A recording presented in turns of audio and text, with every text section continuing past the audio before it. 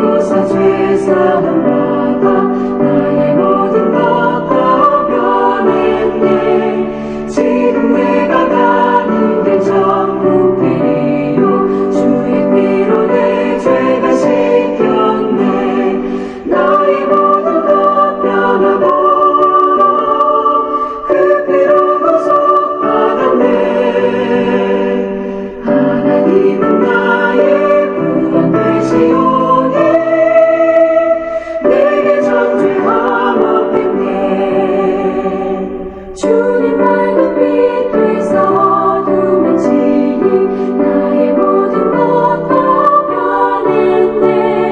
지금 내가 주 앞에 온전케 됨은 주의 공로를 의지함일세.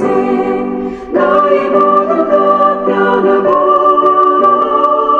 그 피로 구속받았네.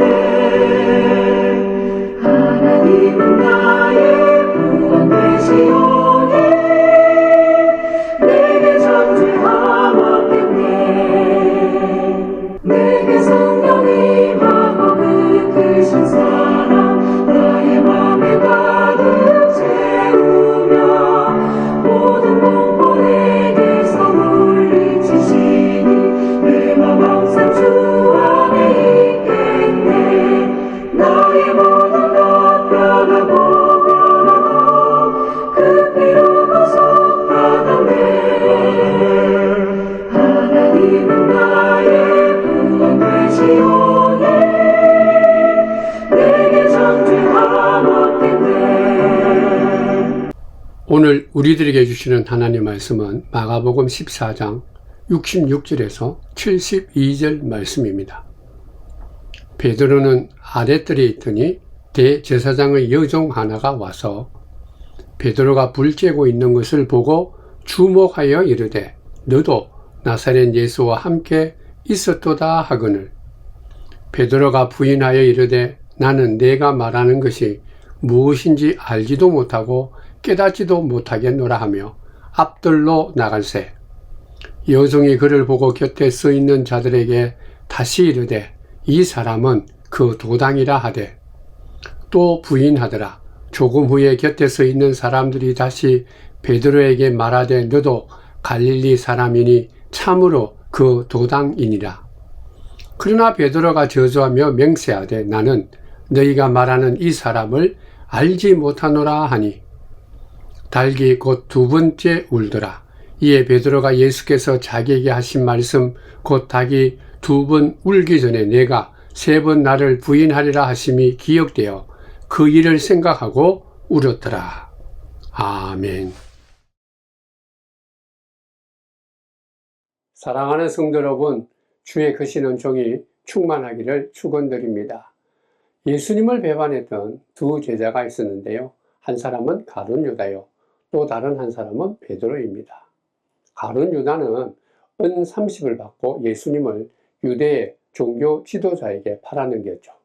베드로는 결정적인 순간에 예수님을 모른다 하며 심지어 저주를 퍼붓기까지 하면서 예수님을 부인했죠. 두 사람이 모두 큰 죄를 범했다라고 말할 수 있죠.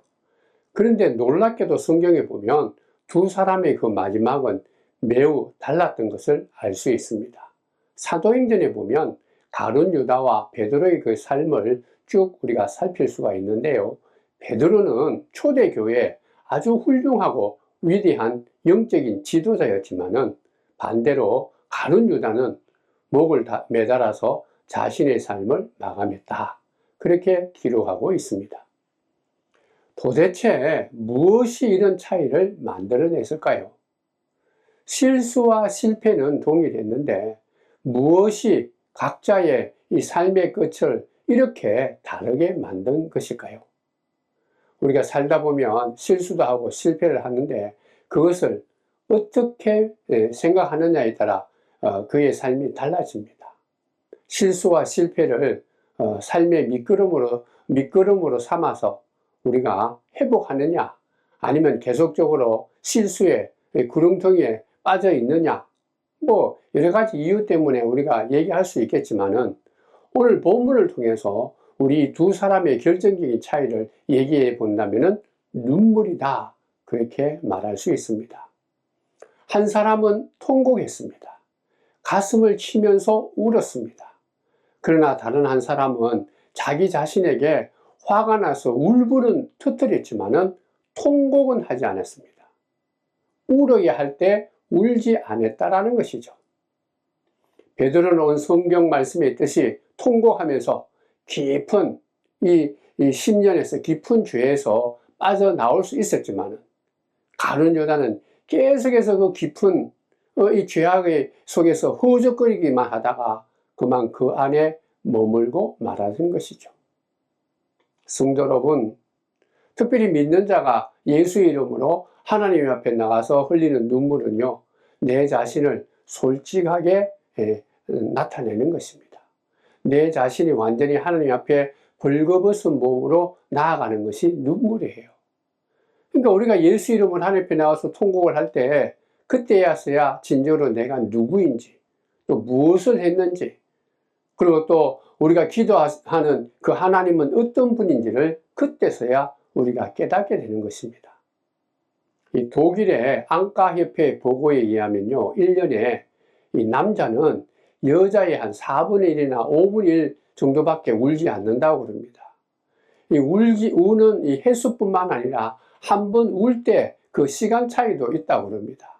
남자는 한 번 울면 뭐 2, 4분, 5분 이내에 다 끝나지만은요, 여자는 5분 이상 펑펑 운다고 그럽니다. 또 이렇게 한 번 울 때 이 남자가 통곡하는 그런 경우는 6%밖에 안 되지만 여자는 울 때마다 65% 이상이 통곡을 한다고 그러죠. 이게 10배 차이가 나는 것입니다. 남자들이요, 이 처음부터 눈물에 인색한 것은 아니라고 그럽니다. 13살까지는 남자와 여자의 차이가 별로 없다가 그 이후부터 달라진다고 그러죠. 그래서 어떤 학자는 남자가 여자보다 이렇게 오래 살지 못하는 그 이유가 바로 여기에 있다. 그렇게 말합니다. 무슨 말인가 하면 남자가 여자보다 잘 울지 않기 때문에 그 울지 않는 것 때문에 내면에 내 마음이나 내 속에 독소가 쌓여서 일찍 죽는다는 거죠. 또 특별히 세상의 문화는요, 남자는 어릴 때부터 약하면 안 된다. 그런 교육과 훈련을 받죠. 이건 우리나라뿐만 아니라 세상의 모든 나라에서 남자들에게 그렇게 훈련한다고 그러죠. 그리고 그뿐만 아니라 남자는 감정을 잘 조절해야 된다. 그러니까 함부로 자기 약함을 드러내는 눈물을 흘려서는 안 된다. 그런 얘기죠. 이 남자를 억누르는 것이 바로 이 강한 남자입니다. 또 여자들을 또 깊이 이게 그 마음에 독소를 쌓게 하는 그 억누르는 것은 착한 여자. 남자는 강한 남자. 이게 참 아프게 한다는 거죠. 오늘 하나님의 말씀의 상황은 우리가 잘 아는 것 같이 다음과 같습니다. 예수님께서 이제 체포되어서 대제사장의 뜰에 끌려갔습니다. 그때 대제사장의 여종이 베드로를 보면서 이렇게 말합니다. 너도 저 나사렛 예수와 함께 있어도다. 이 말을 들은 베드로가 깜짝 놀라서 오늘 말씀에 보면 그렇게 말하죠. 나는 네가 무슨 말을 하는지 도대체 알지도 못한다. 깨닫지도 못하겠다. 그렇게 얘기하면서 앞둘러 나갔다. 그렇게 말합니다. 그러니까 베드로는 예수님을 부인하며 도망갔다 그러니. 근데 부인하고 도망갔는데 거기서 또 다른 여종이 베드로를 보면서 말합니다. 이 사람은 그 도당이다. 같은 무리다. 그런 얘기죠. 이번에도 베드로는 부인합니다. 그러고 난 뒤에 조금 후에 여러 사람들이 또다시 베드로를 보면서 너도 갈릴리 사람이니까 참으로 그 무리구나, 그 도당이구나. 그때 베드로는 이렇게 힘주면서 마지막으로 이렇게 말합니다. 마가복음 14장 71절에 있는 말씀이죠. 그러나 베드로가 저주하며 맹세하되 나는 너희가 말하는 이 사람을 알지 못하노라 하니. 이 세 번째 마지막에는 베드로는 저주했다, 맹세했다. 나는 저 나사렛 예수하고는 전혀 상관이 없는 사람이다. 그렇게 부인한 것이죠. 성경에 나오는 수많은 사람들 가운데 이 베드로에 대한 얘기는 우리들에게 특별하게 다가옵니다. 예수님이 가장 신뢰했던 제자가 베드로입니다. 그렇지만 또 예수님 앞에서 가장 실수와 실패를 많이 한 제자가 베드로죠. 여러분들, 베드로는 용기 있는 사람일까요? 비겁한 사람일까요? 성경을 좀 우리가 자세히 보면 용기가 있다라고 말할 수 있지만 또한 비겁한 모습도 보이고요. 또 비겁하다라고 말하기에는 다른 제자들보다 용감한 모습도 보여주기 때문입니다. 다른 제자들은 다 도망가도 나 베드로는 도망가지 않습니다. 죽는 한이 있더라도 예수님 당신과 함께 있을 것이다. 그렇게 큰 소리를 쳤던 자가 베드로 아닙니까? 또 예수님께서 밤중에 물 위로 걸어올 때 배 안에서 다른 제자들은 벌벌 떨며 어떻게 할지 못할 때 이 베드로는 말합니다. 주님 말씀하십시오. 그렇게 말하면서 그 물 위로 한 걸음 한 걸음 나갔던 자가 베드로 아닙니까? 예수님께서 체포당할 때도 마찬가지입니다. 그 예수님께서 아무런 힘을 쓰지 않고 체포당하는 모습을 보고 너무 화가 나서 칼을 뽑아서 대제사장의 종의 귀를 내리쳤다. 그게 베드로 아닙니까? 그리고 우리 계속해서 살펴보지만은 예수님의 다른 제자들은 겟세마네 동산에서 금과 몽치를 든 사람들이 다가올 때 그냥 다 도망갔어요. 우리 어제 지난주 살펴보죠. 제자들이 다 도망갔다. 그럼에도 불구하고 베드로는 끝까지 예수님을 뒤따라간 거죠. 내가 따랐던 저 선생님 예수님은 어떻게 될까? 다른 사람들은 다 도망갔지만 나라도 한번 뒤따라가 보면서 어떤 일이 일어나는지 한번 봐야 되겠다. 그렇게 생각을 하고 예수님을 따라갔다가 일어난 사건이 바로 오늘 본문의 말씀입니다. 그렇게 볼 때 이 말씀을 보면서 우리는 쉽게 베드로를 정죄할 수가 없습니다. 왜 그럴까요? 어쩌면 우리는 베드로하고 비슷하든지 아니면 더 못한 사람이죠.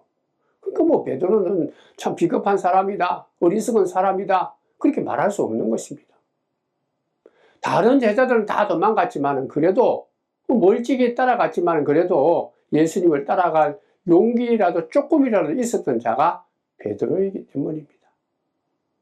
사랑하는 성도 여러분, 어쨌든 이 베드로가요, 이러한 어리석은 모습도 있고 또 비겁한 모습도 있고 부인한 모습이 있었지만은 나중에 우리가 사도행전을 보면 초대교회 가장 훌륭한, 어떻게 보면 위대한 주의 종이 된 이유가 뭘까요?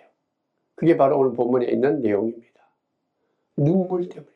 그가 흘린 이 눈물, 그가 정말 자기 자신을 보고 안타까워서 너무나 속상해서 흘렸던 그 통곡 때문이다. 왜 이같이 오늘 본문에 이 베드로는 슬피 울었을까요? 통곡을 했을까요? 이 누가복음에 보면 베드로가 나는 예수님을 모른다 그렇게 부인했을 때, 세 번 부인했을 때 누가복음 22장에 보면 주께서 돌이켜서 베드로를 보셨다 그렇게, 주께서 뒤를 돌아보면서 베드로를 보셨다. 이 베드로가 얼마나 깜짝 놀랐겠습니까? 예수님을 하고 눈을 마주치자, 예수님을 보자마자 예수님 말씀이 했던 것이 기억났습니다. 또 그뿐만 아니라 자기가 큰소리 뻥뻥 쳤을 때 예수님께 얘기했던 그 이야기도 기억이 난 것이죠. 내가 조금 전만 해도 얼마나 주님 앞에서 이렇게 큰소리 치고 폼을 잡았는가. 내 목숨까지 걸겠다. 나는 약속하면 끝까지 지키는 사람입니다. 내가 충성하는 것 예수님 보이지 않습니까? 그렇게 얘기했던 자기 자신이죠.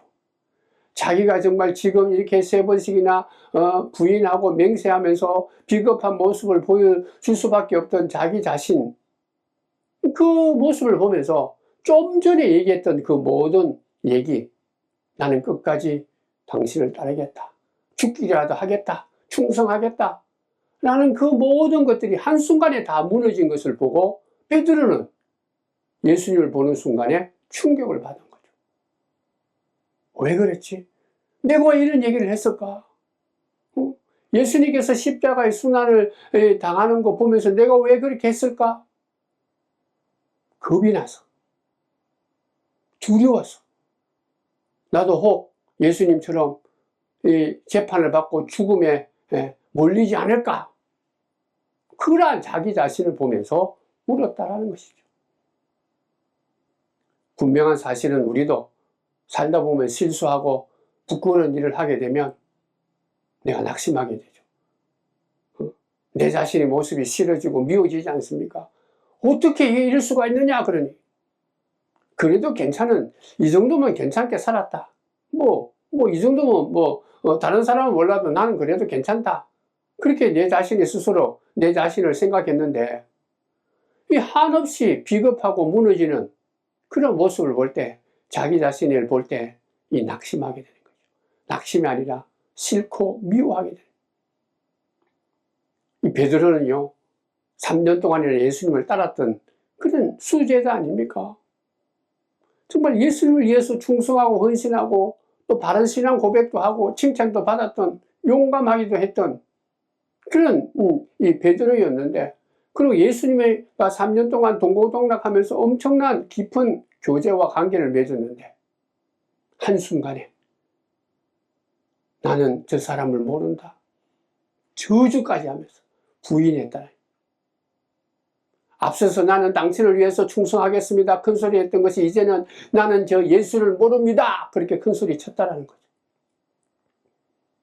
야, 내가 이제 망하게 되었구나. 내가 이 어리석은 모습을 보면서 내가 망했다, 이게 말이 안 된다, 그런 생각 통곡한 거예요. 적어도 나는 베드로인데 예수님께 누구보다도 칭찬받은 자 아니냐. 근데 내가 이같이 아주 작은 사람들 때문에, 아니면 옆에 있는 사람들 때문에 내가 이렇게 쉽게 무너지는구나. 내가 다른 사람들 눈치 보면서 다른 사람들이 나를 이렇게 보니까 그것 때문에 내가 예수님의 모든 것들, 예수님과의 관계를 한순간에 다 헌신짝처럼 버렸다 그래요. 몹시 괴롭고 안타까운 것이죠. 그걸 성경에 보면 어린 여종들입니다. 여종들이 당신은 나사렛 예수와 함께 있었다, 도당이다, 그 말 한마디에 놀라가지고 무서워서 자기 자신이 그렇게 쉽게 무너진 모습을 보고 어처구니가 없는 거죠. 이야 망했다, 이게 말이 안 된다. 왜 나는 나답게 살지 못할까? 나는 왜 저 어린 여종 말 한마디에 그렇게 두려워 덜덜 떨며, 사람들이 말하는 그 말 한마디에 내가 예수님을, 그렇게 사랑했던 예수님을 부인하고 도망했는가? 다른 사람들의 말이나 다른 사람들이 자기 판단하는 그 모든 판단에 그 얽매여서 자기가 갖고 있는 그 귀하고 아름다운 모든 것들을 다 그냥 버렸다라는 것을 생각할 때 한심한 거죠. 이럴 수가 있는가? 뻥뻥 치고 큰 소리 치고 예수님을 위해서 헌신하고 봉사했던 그 모든 것들이 한순간에 무너지는 것을 보고, 물론 죽음에 대한 공포 때문에 그랬죠. 그걸 보고 자기 자신이 얼마나 비겁하고 어리석고 나약하고 한심해 보이는 거예요. 두려움 때문입니다. 물론 성도 여러분, 베드로의 이러한 비겁하고 어리석고 나약한 모습, 2000년이 지난 지금 예수를 믿고 예수님을 사랑하고 오늘도 예배드리는 저와 여러분들의 모습에는 없을까요? 한번 스스로 생각해 보십시다. 여러분들이 세상에 나가서 내가 예수 믿는 것이 큰 자랑이요 기쁨이요, 내가 살아가는 삶의 큰 축복이다, 그렇게 말하면서 그렇게 보여주면서 살아가는가? 실제로 여러분들은 예수님이 살아가는 삶 속에 최고요 자랑입니까? 무엇보다도 예수 그리스도의 십자가의 은혜로 내가 하나님의 아들이 되고 딸이 되었다라는 것이 내 마음속에 큰 자부심이 되고, 이것을 누구에게든지 내가 기쁜 마음으로 보여주고 싶은 그런 마음이 충만한가 그러니. 아니면 오늘 베드로처럼 다른 사람들이 너 예수 믿냐? 아니면 너가 믿는 예수가 어떤 사람이냐? 나 한번 얘기해보라. 그 작은 질문에도 절절매면서 대답할 수 없고 안 믿는 척하는 얼머무리는 그런 적이 있는가 그러니. 성도 여러분, 또 부병한 것은 내가 믿는 예수님 때문에 울어본 적이 있습니까? 예수님을 위해서 자랑하는 것뿐만 아니라 예수님 때문에 희생하면서 울어본 적이 있는가 그러니. 오늘 본문을 통해서 이 베드로가요, 이같이 한심하고 안타까운 자기 자신을 보면서 이같이 통곡했는데, 이러한 어떤 자기 자신의 안타까움, 이 위기에서 벗어나는 그 일은 오늘 말씀했듯이 바깥에 나가서 그것을 깨닫고 통곡했기 때문에, 통곡하는 것, 눈물 때문이다. 여기서 눈물은 우리들에게 이것을 가르칩니다. 못난 자기 자신, 어리석은 자기 자신, 비겁한 자기 자신, 그에 대한 분노다라는, 자기 자신에 대한 그 분노를 그냥 가두지 않고요, 그냥 어둠 속에 깊이 없는 것처럼 묻어놓는 것이 아니다라는, 그것을 바깥으로 표현한 것이 눈물입니다. 여러분들, 내가 이 땅에 살아가면서 이 베드로처럼 이같이 나의 삶에 대해서 실망하고 내 자신에 대해서 화가 나고 내 자신에 대해서 깊이 실망하는 그 상태에 그대로 놔두게 되면요, 그것을 그냥 없는 것처럼 그렇게 회피하고 그냥 어두움에 그냥 처하게 있으면은 우리 어떤 일이 발생하는가 하면 결과적으로는 내가 내 자신을 미워하게 되고, 그 미워함이 나를 학대하게 되고 공격하게 되고, 결과적으로 가룟 유다처럼 절망하게 되죠.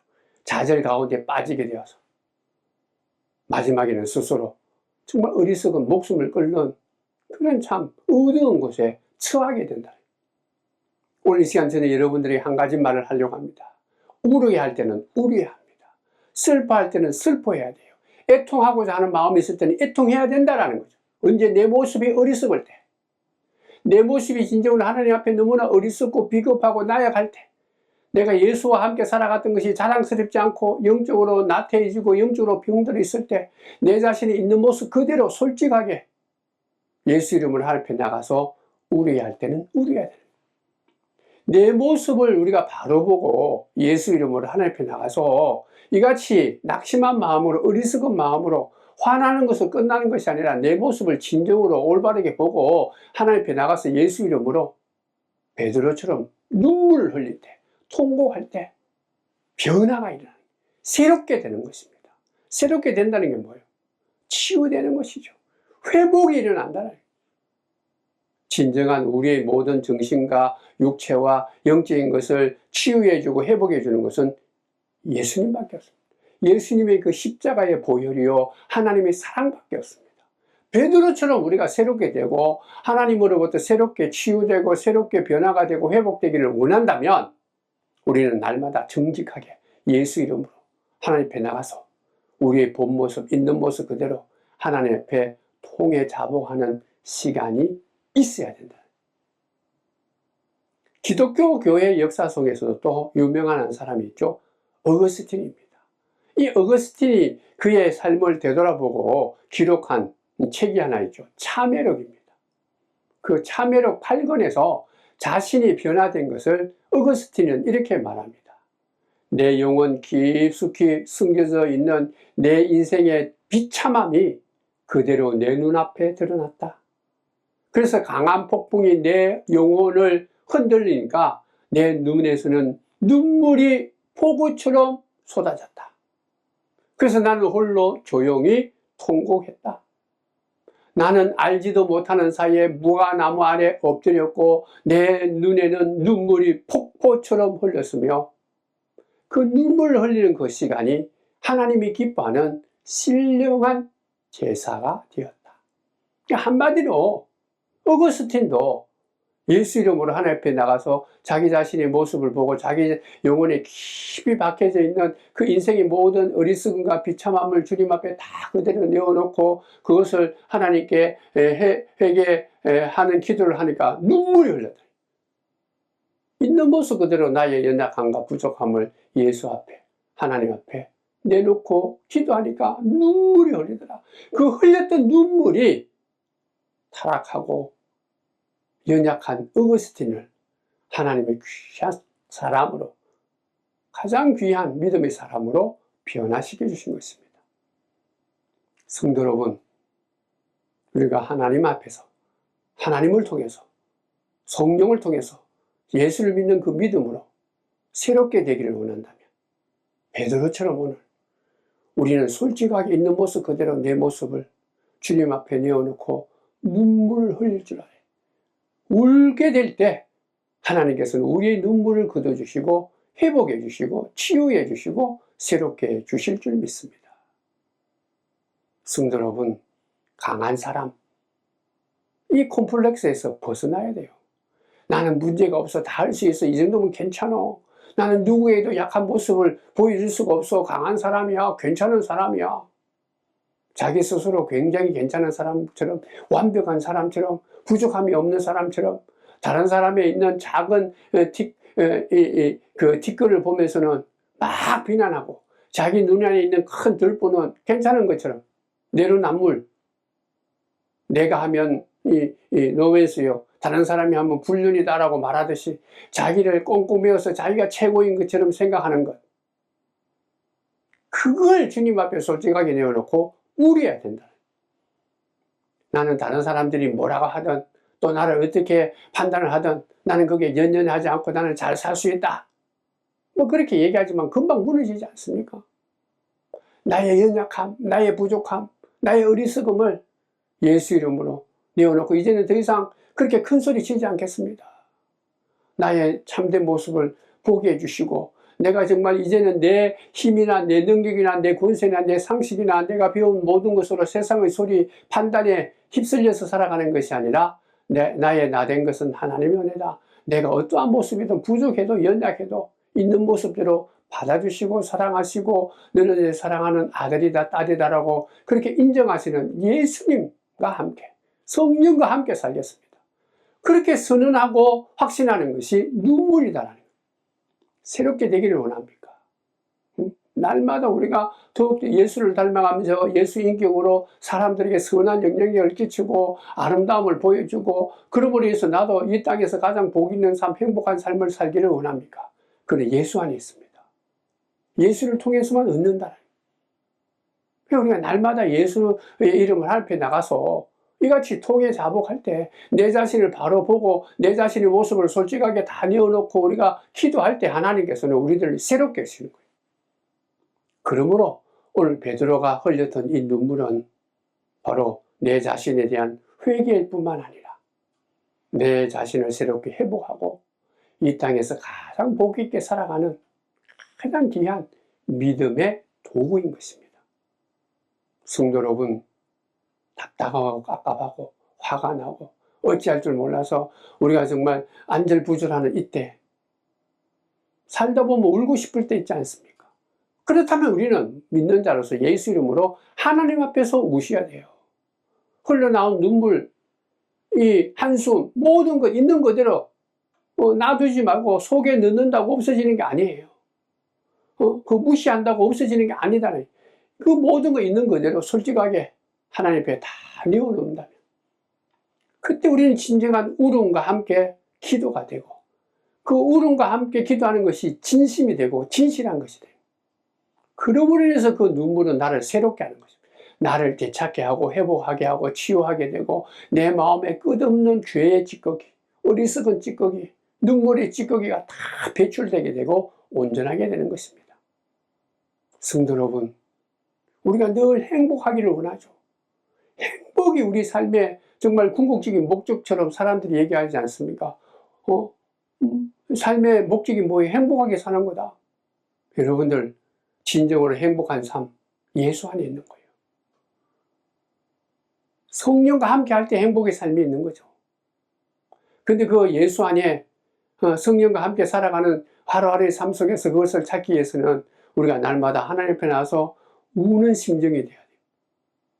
진정한 모습으로 나의 연약함, 나의 질병, 나의 안타까움, 나의 속상함, 시기, 질투, 원망 이 모든 것들을 있는 그대로 비겁함까지 배반하려고 하는 것, 하나님을 따르지 않고 내 욕심대로 살려고 하는 이 모든 것들을 예수 이름으로 하나님 앞에 나와서 울 때, 간구할 때, 다 내어놓을 때, 통곡할 때 육체의 질병도 떠나게 되고 정신도 맑아지고 우리에게 절망감을 주는 영혼의 모든 어리석음도 떠나게 되어서 하나님이 허락하시는 치유와 평강과 온유함으로 새롭게 되는 회복의 역사가 있을 줄 믿습니다.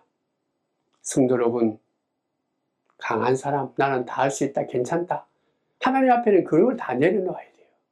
우리는 하나님 앞에 있는 모습 그대로 이 베드로처럼 뭐 강하다, 나는 약하지 않다, 금방 무너지는 이것이 내 모습이에요.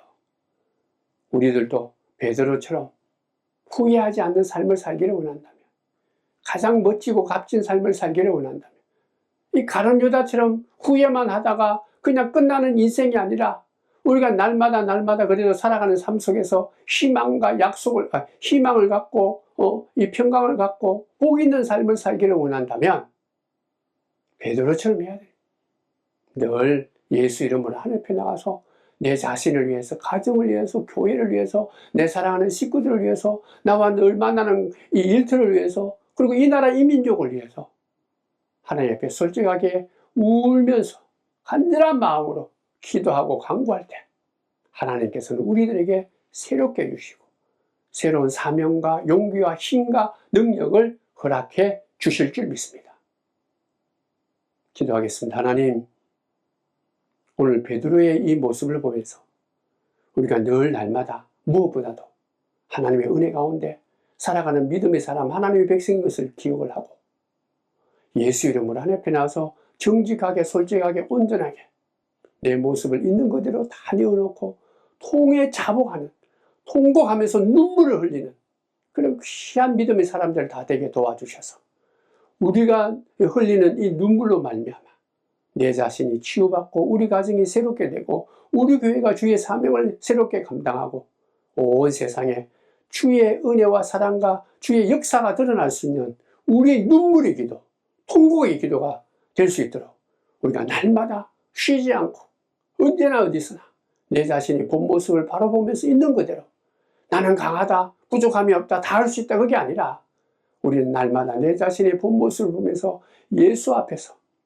예수 이름으로 하나님 앞에서 하나님의 도움을 간구하고 성령의 인도함을 받는 믿음의 사람 되게 도와주셔서 베드로처럼 새롭게 되고 베드로처럼 하나님께 신실한 자, 그리고 가장 복된 삶, 가장 어리석지 않고 위대한 삶을 살아가는 믿음의 사람들 다 될 수 있도록 인도하여 주옵소서. 예수님의 이름으로 기도드리옵나이다. 아멘.